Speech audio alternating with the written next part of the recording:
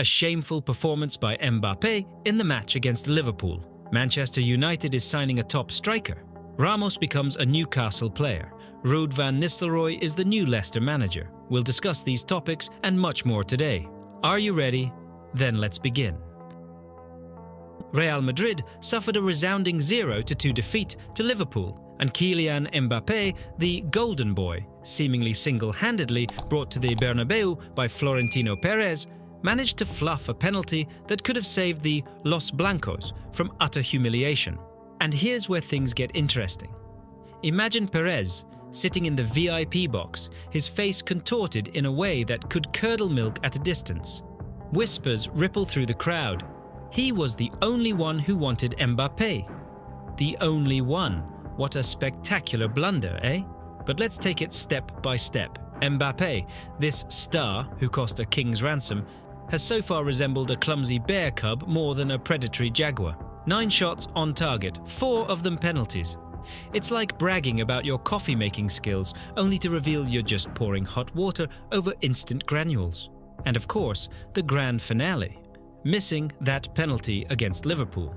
Connor Bradley, that young lad, had Mbappé spinning like a top all evening, then rubbed salt in the wound by witnessing this masterpiece of penalty execution.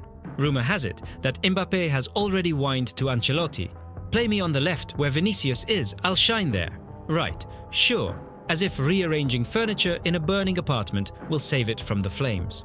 Poor Ancelotti is running around like a headless chicken, trying to defend his golden acquisition. Extraordinary player?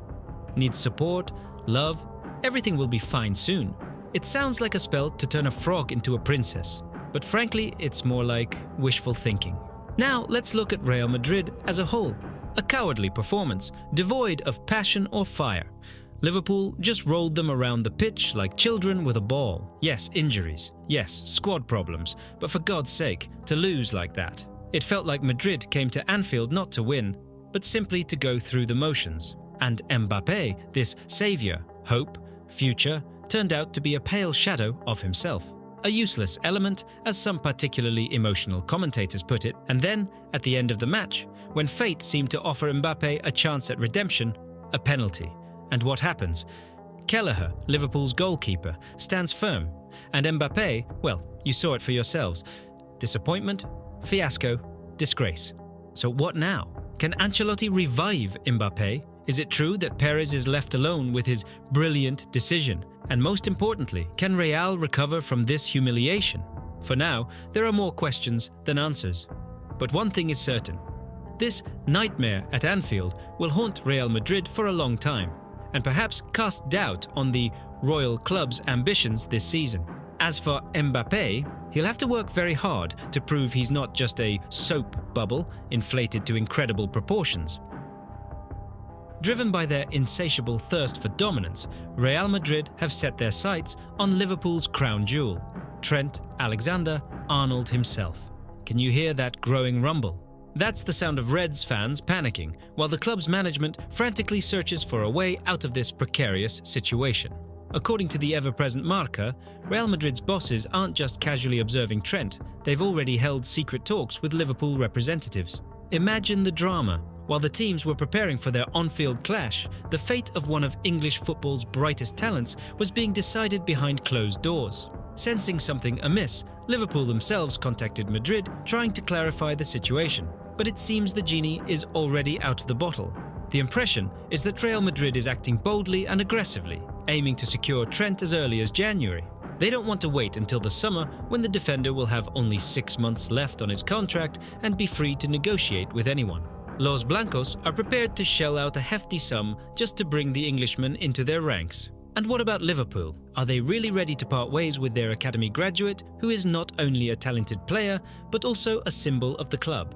Liverpool fans are furious. They are demanding that the club's management immediately extend Trent's contract. The supporters believe that FSG needs to open their wallets and offer the defender terms he simply can't refuse. However, it's not that simple. Rumour has it that Trent has an excellent relationship with Jude Bellingham, who is currently shining at Real Madrid. Perhaps this factor will be decisive in the Englishman's choice. After all, Who wouldn't want to play on the same team as a friend and at a club like Real Madrid, no less? Real Madrid's manager, Carlo Ancelotti, like a seasoned fox, evaded a direct answer when asked about the possible transfer of Trent.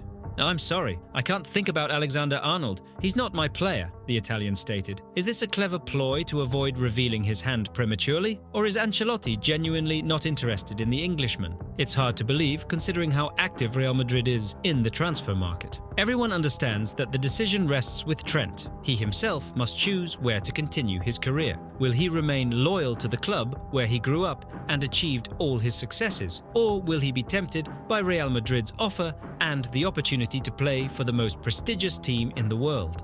Considering Carvajal's injury, Real Madrid will be more than interested in acquiring a top-class right-back as early as January. And what about Liverpool? Are they prepared to part with Trent, knowing they will lose not only a magnificent player, but also a part of their history? And most importantly, can Liverpool find a worthy replacement for their academy product if he decides to leave the club? So, what do you think? Will Trent choose Real Madrid or will he re-sign with Liverpool?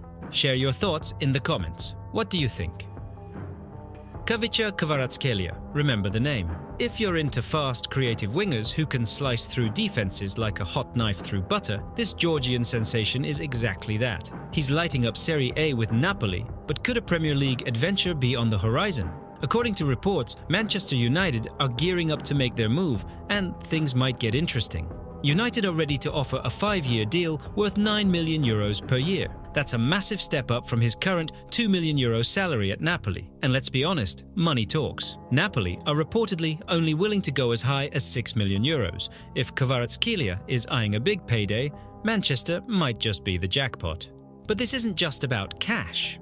Ruben Amorim, fresh in the Old Trafford hot seat, knows he needs reinforcements. His squad, to put it mildly, underwhelming. Rashford looks lost, Antony has been a disappointment, and Garnacho isn't hitting those highs we expected. Kvaratskhelia, a dynamic, hard-working attacker who can play on either wing or even as a number 10. Exactly what the doctor ordered. United aren't the only ones in the race. PSG and Barcelona are hovering too. And let's not forget Arsenal and Liverpool, two clubs with a certain Champions League allure. If Kvaratskhelia wants those Tuesday and Wednesday night lights, could United's Europa League stint be a turn-off? That's the big question. Financially, PSG can flex, but remember last summer's saga. The Parisians dangled €10 million a year, and Napoli said, no thanks. They had already lost Osimhen and weren't keen on losing another key player. Now, with Antonio Conte at the helm, selling Kvaratskhelia feels even less likely, unless of course United bring out the checkbook. €100 million might be the magic number. Kvaratskhelia isn't just about flair, he's got the grit. He tracks back, puts in the work, and plays with a fire that's infectious. Imagine him linking up with Bruno Fernandes or running off Casemiro's long balls. The thought alone is mouth-watering. Yes, United need defensive reinforcements too, but if Amorim wants to inject life into this squad, Kvaratskhelia is the spark. He's young, hungry, and ready to step onto a bigger stage. Napoli won't make this easy. They're challenging for the Scudetto again, and Kvaratskhelia is central to their plans. But United's offer could turn heads, especially if Kvaratskhelia fancies a crack at the Premier League. Will he move? It's a coin toss. But one thing's clear, if United pull this off, it's a statement of intent. A player like Kvaratskhelia could be transformative, not just for United's attack, but for their entire season. Well, what have we here? It seems like Erik ten Hag might be dusting off his tactical whiteboard sooner than we thought. Just a month after getting the boot from Manchester United, rumours are swirling that RB Leipzig have him in their sights. And honestly, it kinda makes sense.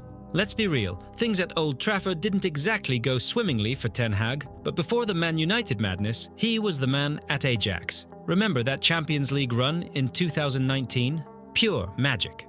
He's definitely not the first big-name manager to stumble at United, and let's face it, that job has been a bit of a poisoned chalice since Sir Alex Ferguson retired. So, what's the deal with Leipzig? Word on the street is that they're not exactly thrilled with their current manager, Marco Rose.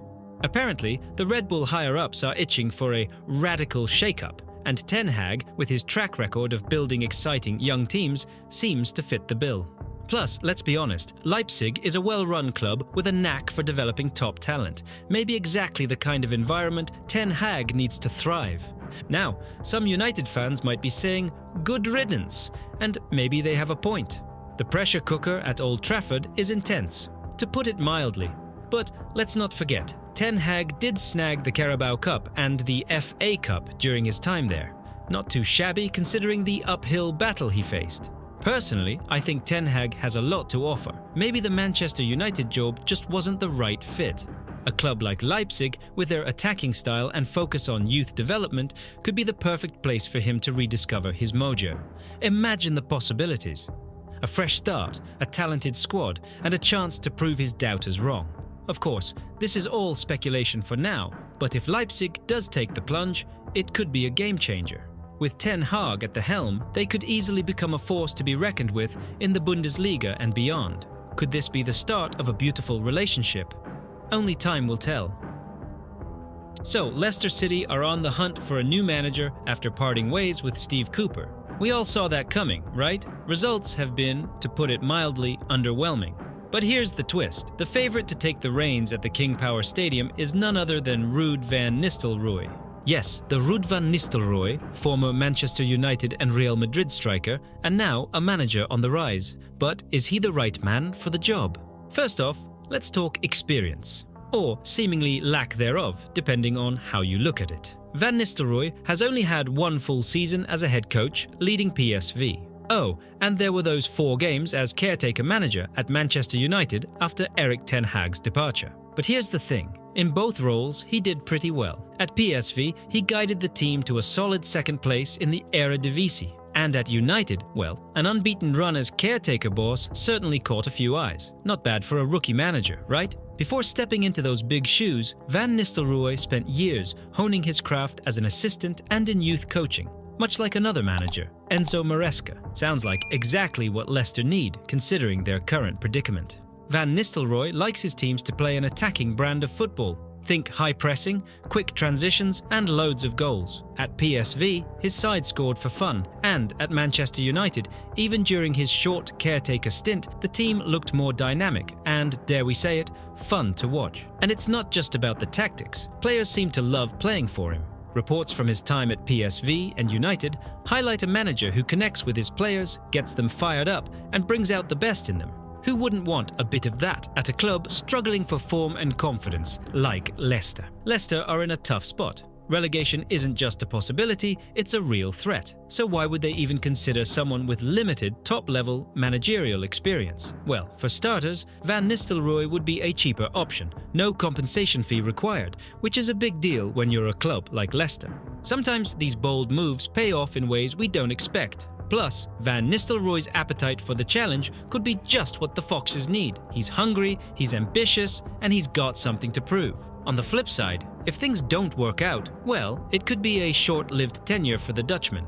But let's be honest, Leicester are at a point where they've got nothing to lose. Of course, Van Nistelrooy isn't the only name in the mix. Graham Potter and David Moyes are also on Leicester's radar. Both have more experience, but they also come with higher price tags and potentially more baggage. Could Van Nistelrooy's freshness and hunger give him the edge? It's looking that way. So, will Ruud van Nistelrooy be the next Leicester City manager? If talks go well, it could be a done deal sooner than we think, and while it's a gamble, it's one that might just pay off. After all, sometimes the biggest risks lead to the biggest rewards. If Van Nistelrooy takes over at Leicester, expect an immediate lift in morale and performance. The Foxes could mount a strong fight for Premier League survival, and by the season's end, we might be talking about Van Nistelrooy as one of the bright young managerial talents in the game. Ruben Amorim has barely settled into the manager's hot seat at Manchester United, and he's already made his priorities clear. First and foremost, bolster the attack. And not just with any player, but with a world-class talent. Sounds ambitious? Absolutely. The prime candidate to spearhead the attack is Viktor Gyökeres, the standout striker from Sporting CP. The Portuguese coach knows Gyökeres inside and out. It's no surprise that he's leading the charge to secure the Swede, who's poised for a major career move. The price tag? Around £70 million. A significant sum, but talents of this caliber command a premium. The answer is straightforward. This guy has already proven himself to be one of Europe's top forwards. He's notched up 24 goals this season, and he's not finished yet. The Swede displays a ruthless efficiency, a veritable Terminator in the opposition's penalty box. But the million-dollar question remains. Can he replicate this form in the Premier League? The Portuguese league is a good proving ground, no doubt, but England is a different animal altogether. Mistakes are punished severely, and there's little time afforded for acclimatization. Will Viktor be able to adapt quickly? Or will he suffer the fate of many talented players who vanished into the Premier League abyss? It's a fair question, to say the least. A move to United for Gyökeres represents more than just a new chapter in his career. It's an opportunity to reunite with the man who nurtured his development. Amorim undoubtedly knows how to unlock the Swede's full potential. A perfect match for both parties. Possibly. In fact, rumours suggest Viktor is already champing at the bit at the prospect of a move to Old Trafford. The Sun reports that Gyökeres is willing to turn down offers from Arsenal and Chelsea just to play under Ruben's tutelage again. But why United specifically? Don't the Gunners or the Blues appear more enticing in terms of silverware? The answer is simple. Personal relationships are hugely influential. Being coached by someone who believes in you and understands your game is invaluable. If the deal comes to fruition, the Red Devils faithful can anticipate some exciting changes. Amorim seems intent on rebuilding the team from the ground up, and Gyökeres is earmarked to be the focal point. However, it's also clear that one of United's current strikers will need to make way. The question is, who? For now, the names of Joshua Zirkzee and Rasmus Højlund are being floated as potential departures. Neither player has exactly set the world alight this season, to put it mildly. So, a spot in the starting lineup for Viktor could very well open up.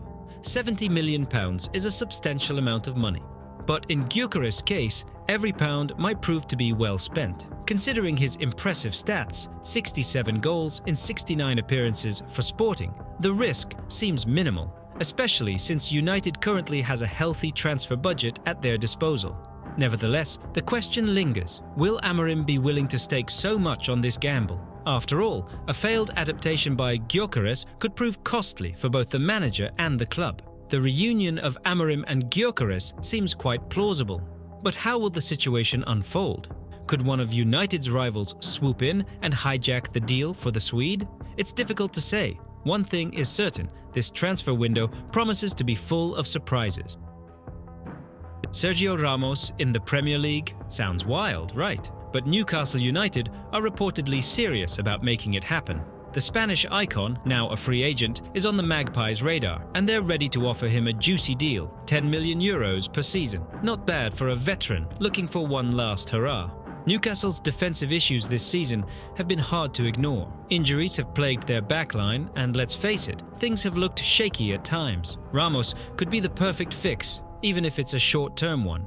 We're talking about a player who's won it all. Champions Leagues, World Cups, you name it. His experience could be priceless in guiding Newcastle through tricky games. But it's not just about shoring up the defense. Ramos brings leadership, the kind that commands respect in the dressing room. For a club like Newcastle, looking to establish themselves among Europe's elite, having someone like Ramos around could be a game changer. Sure, Ramos is 38, but underestimate him at your peril. He's always been a warrior, tough, smart, and capable of adapting his game. His ability to play as a centre-back, right-back, or even in defensive midfield gives Newcastle some tactical flexibility. Plus, his passing and ball-playing skills? Still top-notch. He could help Newcastle build from the back, something they've struggled with. The Premier League's physicality? That's another story. But if anyone can handle it, it's Ramos. The guy's been in the trenches against the best forwards in the world for over a decade. Let's be real. This is likely his last shot at playing at the highest level. The chance to test himself in England with a club on the rise has to be tempting, and with Newcastle's financial muscle, they can offer him a deal that's hard to turn down. It's not just about money though. The Magpies are building something special. They've got a passionate fan base, ambitious owners, and a project that's gathering momentum. Ramos could be part of something big, and who doesn't want to go out on a high? It makes sense for both sides. Newcastle need defensive reinforcements, and Ramos needs a stage worthy of his swan song. The only hurdle, convincing him to make the move. But with the right pitch and the right paycheck, it's hard to see why this wouldn't happen. Prediction: don't be surprised if Ramos is pulling on that black and white shirt come January. The Premier League could be about to witness the final chapter of one of football's greatest careers. And what a ride it could be.